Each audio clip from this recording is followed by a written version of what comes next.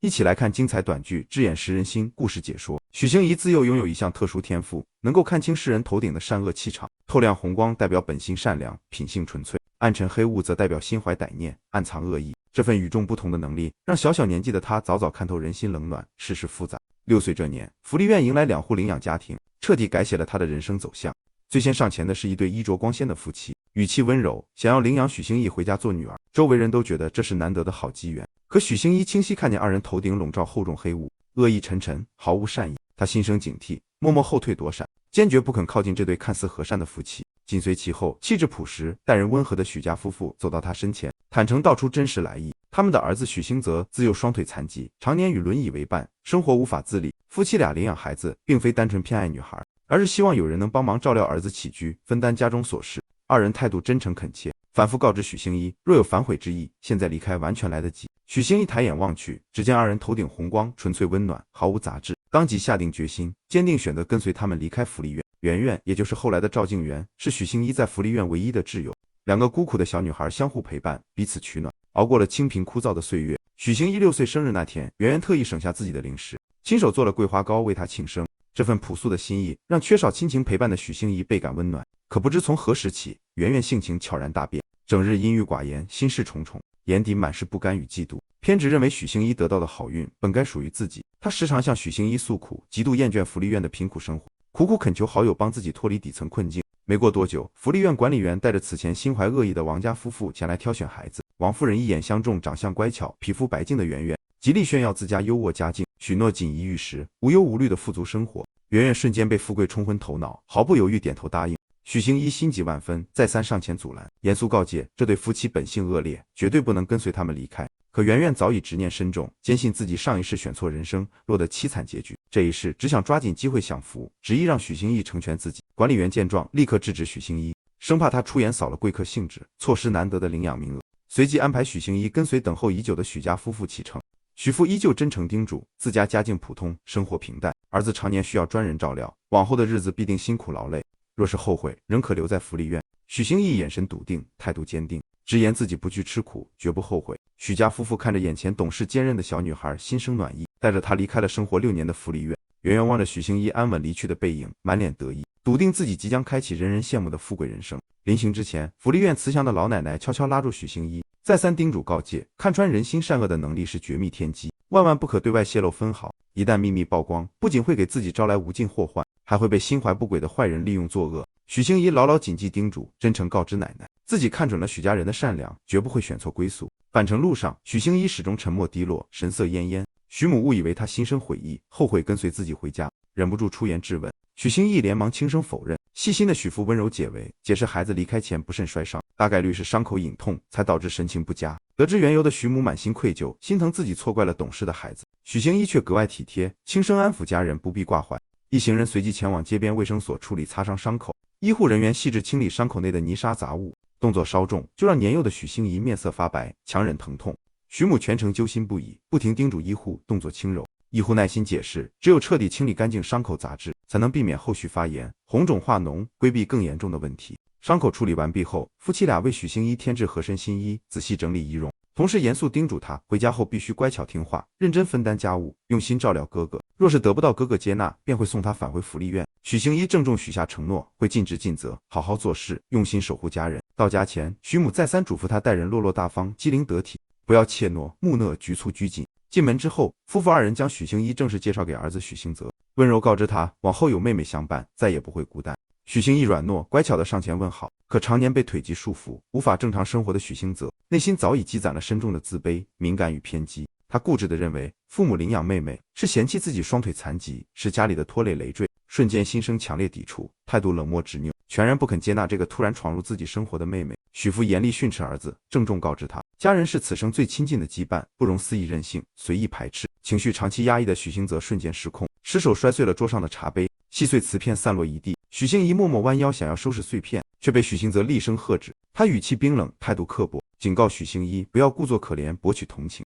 免得被锋利瓷片划伤，反倒哭闹惹人厌烦。许星移温顺回应，自己不会添麻烦，不会哭闹。他年纪虽小，心思却格外通透细腻，深深体谅哥哥常年被困方寸之地的委屈、不甘与痛苦。他暗暗下定决心，往后会尽心尽力照料哥哥的日常起居，甘愿做他的双腿，温暖他孤僻冰冷的内心，用真心慢慢换取他的接纳与信任。徐母看着格外懂事、毫无怨言的女儿，满心心疼，连忙拉着她洗手吃饭，让她不必计较哥哥别扭糟糕的坏脾气。在此后的日子里，许行一始终尽心尽力，温柔细致地照顾许星泽的生活起居。许星泽嘴硬心软，性情别扭，心底早已悄悄接纳了温柔乖巧的妹妹，却始终不肯表露，还时常刻意刁难，使唤她推轮椅、盛饭端水，往返卫生间。即便如此，许行一始终温顺听话，毫无半分怨言。闲暇之余，他会推着轮椅带哥哥到院中乘凉散心，慢慢讲述福利院的趣味琐事，想方设法逗他展露笑颜，驱散烦闷。他娓娓道来过往趣事，和圆圆躲在旧柜子里偷吃桂花点心，过年顽童乱扔炮仗，炸掉管理员头发，管理员丈夫哄骗小孩吃糖被当场责罚。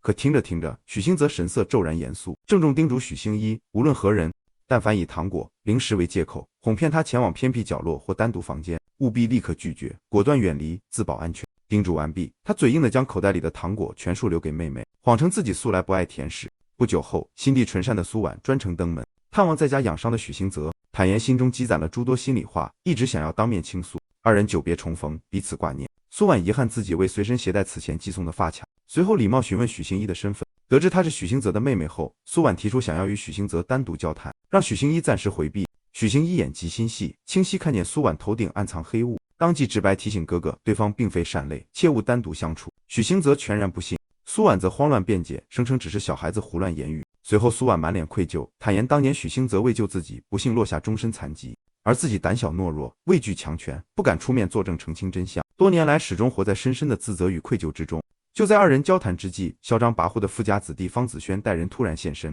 当众揭穿了当年的全部真相。众人这才知晓，苏婉当年做伪证并非本心，而是被方子轩刻意胁迫。方子轩以他重病母亲的医药费和性命相要挟，步步紧逼，百般逼迫，让他谎称许星泽是自行失足摔落楼梯，硬生生掩盖了自己蓄意伤人的恶劣恶行。苏婉含泪点头，坦然承认了自己所有的无奈与妥协。真相败露后，方子轩气焰愈发嚣张，蓄意寻衅滋事，当场下令手下将许星泽的轮椅推下斜坡，想要故意伤害，肆意报复。危急关头，年幼的许星一毫无畏惧，挺身而出，死死护住哥哥，拼尽全力阻拦一众恶人。许星泽唯恐年幼的妹妹受到伤害，大声喝止众人，所幸巡逻工作人员及时赶到，迅速制止冲突，控制现场，成功化解了这场危机。风波平息过后，徐母看着满身疲惫、略带伤痕的一双儿女，又气又心疼，严厉斥责许星泽行事莽撞冲动，自身本就行动不便，还执意卷入纷争，连累年幼无辜的妹妹身陷险境。许星泽望着强忍委屈、默默隐忍的妹妹，满心愧疚与自责，温柔道歉，坦言自己没能好好保护她。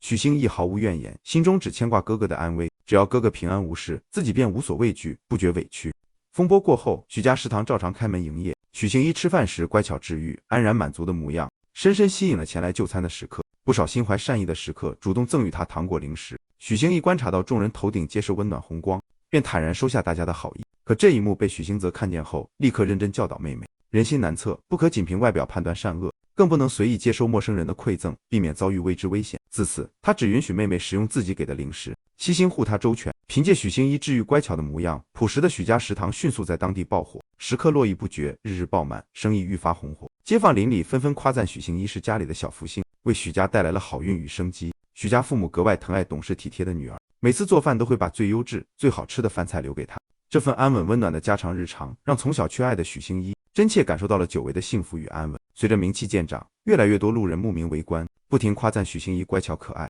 甚至有人想要为她画像留念。许星则醋意满满，立刻上前驱散围观人群，霸道护妹，不许旁人随意亲近，调侃打趣自己的妹妹。人群散去后，他严肃叮嘱许星一，除了自己，任何人喊他妹妹都无需理会。面对妹妹的懵懂疑惑，他温柔坦言，她是只属于自己一个人的妹妹。时隔不久，苏婉再次登门，郑重致歉，细数当年被方子轩胁迫的万般无奈，坦言多年来一直被愧疚裹挟，备受煎熬。许星泽早已彻底释怀过往恩怨，却格外介意他险些欺瞒自己，连累无辜的妹妹。情绪起伏的他险些失控，被细心的许星一及时安抚平复。冷静过后，许星泽满心酸涩落寞，缓缓诉说自己的过往。他曾是校篮球队主力，热爱奔跑，肆意鲜活，如今却被困于轮椅之上，再也无法追逐年少热爱。看在眼里的许星一悄悄在心底许下心愿，一定要尽全力治好哥哥的双腿。许星一7岁到了法定入学年纪，父母满心期待地带他前往小学报名，却惨遭老师的偏见与刻意刁难。老师仅凭第一印象便武断判定许星一反应迟钝，天资不足，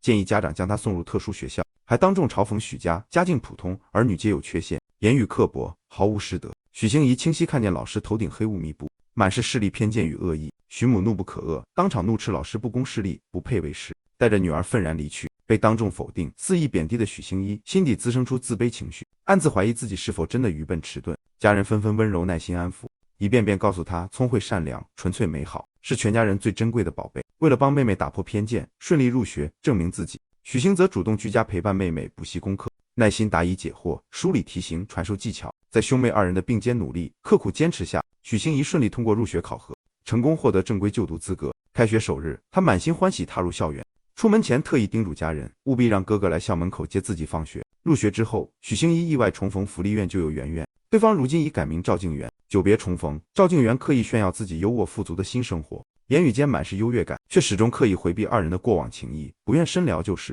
再次碰面时，身着精致新衣的赵静媛抛出诱人条件，谎称自己掌握治愈陈年旧疾的偏方，能够彻底治好许兴泽的双腿，唯一要求便是两人互换家庭。他入住许家帮忙治病，许兴一去往他的富裕家庭生活，一心想要治愈哥哥，让他重获新生的许兴义心思单纯，毫无防备，当即信以为真，爽快答应了互换约定。自此，他整日心事重重，闷闷不乐，情绪低落。细心的许兴则敏锐察觉到妹妹眼眶泛红，状态不佳，温柔追问是否在学校受了委屈。许兴一直谎称单纯思念家人，心存执念的许兴一吃饭贪多，腹胀不适，许兴则无奈又宠溺，提前备好肠胃药物，温柔叮嘱他夜间身体不适，切勿吵闹，安心休息即可。次日清晨，许兴义早早收拾好书包，准备赴约互换家庭，却被心思敏锐的许兴泽当场拦下。面对哥哥的耐心追问，他慌乱不已，死守秘密，只含糊表示若是失约，哥哥的腿便永远无法治愈。许兴则瞬间看穿这是一场骗局，镇上知名名医都束手无策的陈年残疾救急，绝不可能被同龄小孩轻易根治。对方分明是利用妹妹的善良与执念，精心设下圈套。许家父母得知全部真相后，又气又后怕，当即带着许兴一前往赵家讨要说法，索要公道。赵静媛的养母刻意和稀泥打圆场，谎称只是小孩子随口玩笑，不必当真，还假意道歉，假意约束女儿，全程颠倒黑白，虚伪敷衍。许兴则当众戳破对方妄图用物质诱骗孩童、调换家庭的险恶用心，强势为妹妹撑腰，维护她的尊严。随后带着家人愤然离去。离开赵家后，许兴一认真告知家人，赵家夫妇头顶黑雾，厚重浓郁，表面和善慈祥，内心却阴险狡诈，藏满恶意。家人瞬间提高警惕，再三严肃叮嘱他，务必死守看穿人心的绝密能力，一旦对外泄露，必会招来祸患，被坏人利用作恶，谋取私利。许兴仪牢牢谨记叮嘱，从此在外只做平凡普通的孩童，深藏自身秘密。没过多久，赵静媛一家仓促办理转学，搬离本地，不知所踪，让许兴一暗自牵挂担忧。某日，一家人外出途中，偶遇一场轻生危机。苏婉独自伫立在废弃高塔顶端，气场低迷，生机寥寥。许兴义笃定他并非作秀博同情，而是真心心生绝望，想要了结人生。兄妹二人立刻快步上前，耐心劝阻。苏婉含泪吐露所有苦衷，母亲常年重病缠身，巨额医药费压得她喘不过气，多年来被方子轩死死拿捏把柄，肆意胁迫，被迫做伪证，颠倒黑白，亲手毁掉恩人前程，满心愧疚，无力救赎，只能以命抵偿，了结遗憾。兄妹二人温柔安抚，耐心开解，真诚承诺会为他讨回公道，摆脱桎梏。这场跳楼风波彻底曝光了方子轩仗势欺人、胁迫作恶、颠倒黑白的全部恶行，迅速传遍整个乡镇，人尽皆知。相关部门即刻介入调查，秉公执法，严查到底。风波平息后，苏婉再度向许兴泽致歉，许兴泽已然彻底释怀，坦言救人是本心所向，从未怪他分毫。看见那枚被他精心修复、珍藏多年的旧发卡，许兴泽彻底放下了过往所有执念与芥蒂，生活重归平静。一次放学途中，一名陌生男子突然上前，自称是许兴泽的朋友，受他嘱托前来接许兴义回家。许兴义眼光锐利，清晰看见对方黑雾缠身，恶意丛生，瞬间高度警惕。他坚决不肯跟随对方，当场大声呼救，当众揭穿对方人贩子的真实身份。